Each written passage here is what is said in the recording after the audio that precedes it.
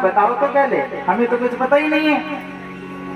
भगवान शिव देवता उनको समझाने लगे। श्री हरि ने कहा, देखो भगवान, ऐसी ऐसी सुंदर सुंदर पहले बारात जाएगी, आप भगवती का पानी ग्रहण करेंगे संकल्प पूर्वक, और फिर भगवती आपके वामांग में विराजमान होगी, आपकी सुंदर अग्नि को साक्षी होकर के आपकी भावरी पड़ेगी, और तब भगवती आपकी अर्धांगिनी के रूप में आपको प्राप्त होंगी।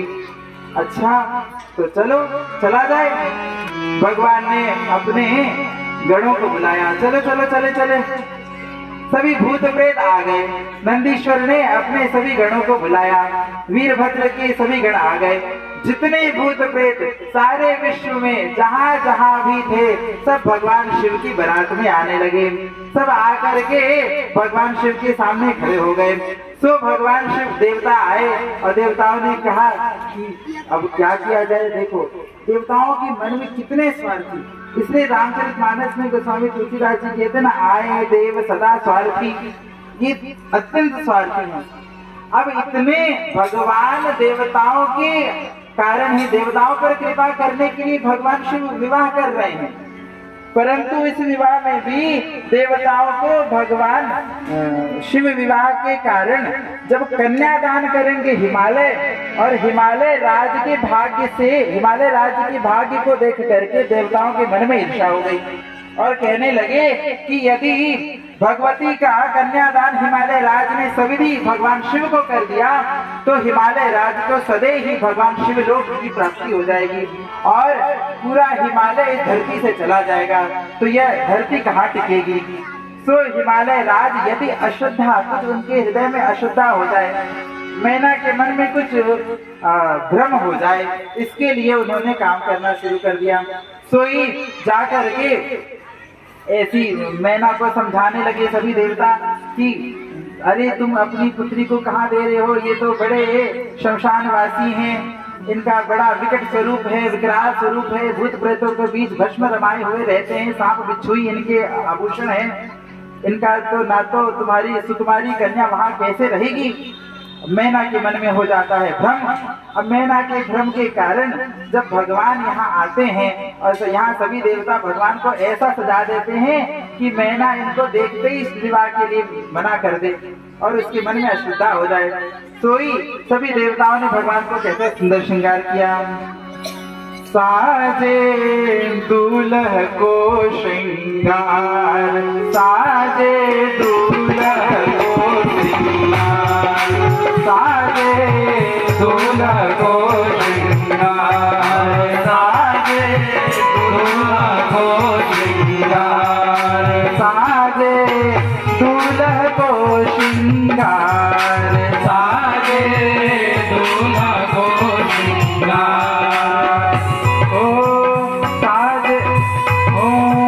बर के घर में कौन करे विधि व्यवहारिक व्यवहार, ओ बर के घर में कौन करे विधि व्यवहारिक व्यवहार, साजे दूल्ह को श्रृंगार, साजे दूल्ह को श्रृंगार।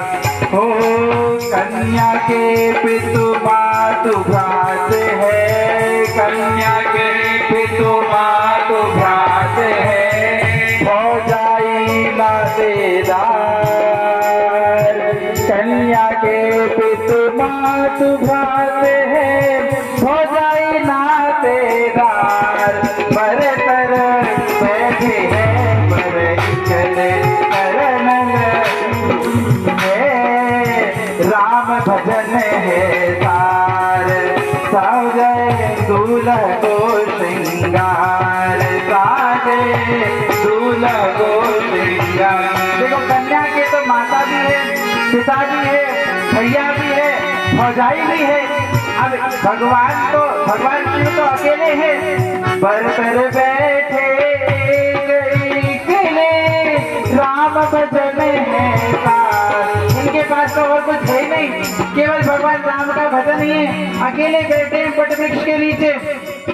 साजे दूल्हा को श्रृंगार, साजे दूल्हा को श्रृंगार,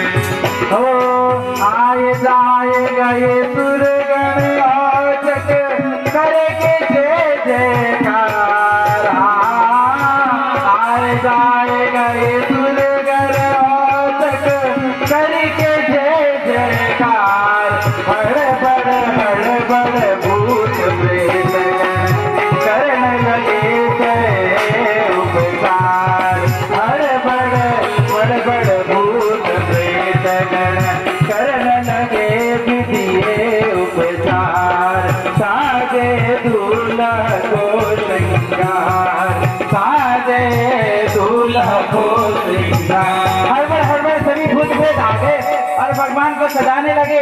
तो कैसा समझाया? बांधे जटा मोर की नाई, साबर को ही हार, बांधे जटा मोर की नाई, साबर को ही हार, सर पर मोटा सर पर मेरा, पटवा गंभर है गार, साजे दूल्हा को श्रृंगार।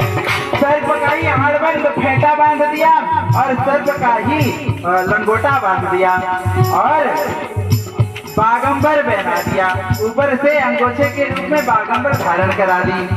और कुंडल कंकण भय सर्प ही, सर्प भय उरहारा, कुंडल कंकण भय सर्प ही, सर्प भय उरहार, साजे दूल्हा को श्रृंगार, साजे दूल्हा को श्रृंगार।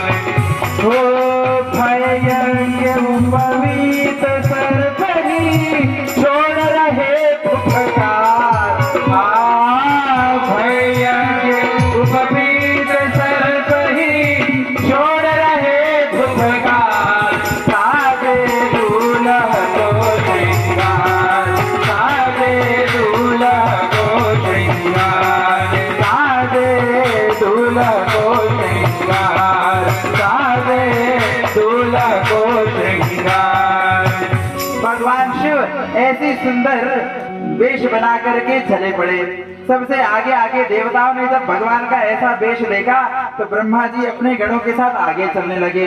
विष्णु जी ने भी सोचा अगर बाराती ऐसे होंगे तो हमको तो जन्माशय में जाकर के कोई नाश्ता भी नहीं पूछेगा, इसलिए सबसे पहले ही चले चलो।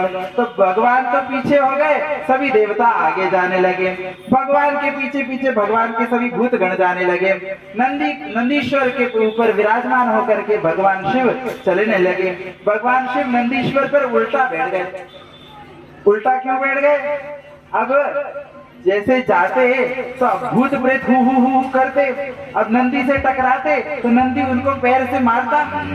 तो भगवान की सभी गण क्योंकि पीछे नंदीश्वर भूत प्रेत पीछे रह गए तो भगवान भी उल्टे बैठ गए और नंदी पर ऐसे ही बैठ करके हिमालय राज के द्वार पर आ गए। हिमालय राज के द्वार पर जैसे ही सभी नगर वासियों ने भगवान शिव को देखा तो जाकर के भगवान मैना को बताया। मैना सुंदर आरती की थाली लेकर के आई अपनी सखियों के संग, और जैसे ही महारानी मैना आरती की थाल लेकर के आई और जैसे ही भगवान को देखा सबसे पहले तो विष्णु जी आए। सोचा यही वर है क्या? अरे कितना सुंदर वर है। तो विष्णु जी ने कहा इशारे में, मैया मेरे बगल में खड़ी है लक्ष्मी जी, तुम मुझको घर पे सही से रहने दोगी कि नहीं? अभी मुझको, मैं तो लक्ष्मी रमण हूँ, मुझको छोड़ो। तुम्हारा जमाता तो पीछे है। ब्रह्मा जी आए, संग में ब्रह्माणी को देखा। अब सबसे पीछे में भगवान शिव आए और शिव उल्टे बैठे। अब मैया कह रही कहाँ है भगवान, दर्शन तो कराओ।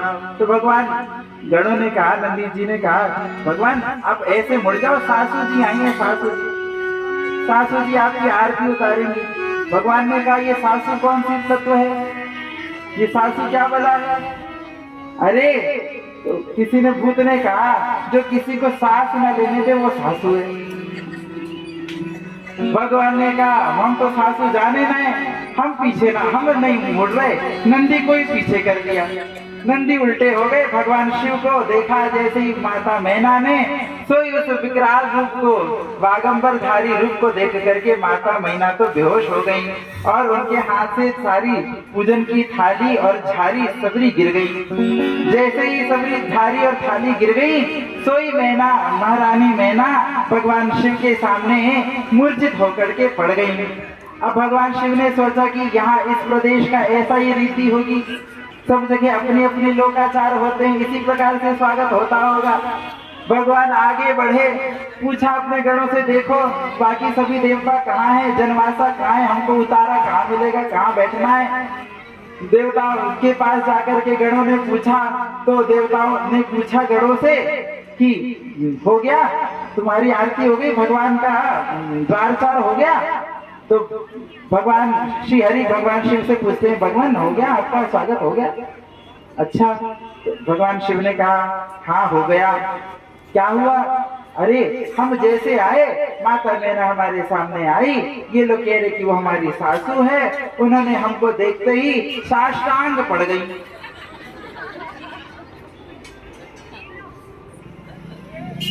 और मानो उन्होंने देखा कि अब जल की झाड़ी लेकर के आई नजर उतारने के लिए, देखा कि मेरे शीश में गंगा जी हैं, तो इनको कौन सी जल की झाड़ी चढ़ाऊं।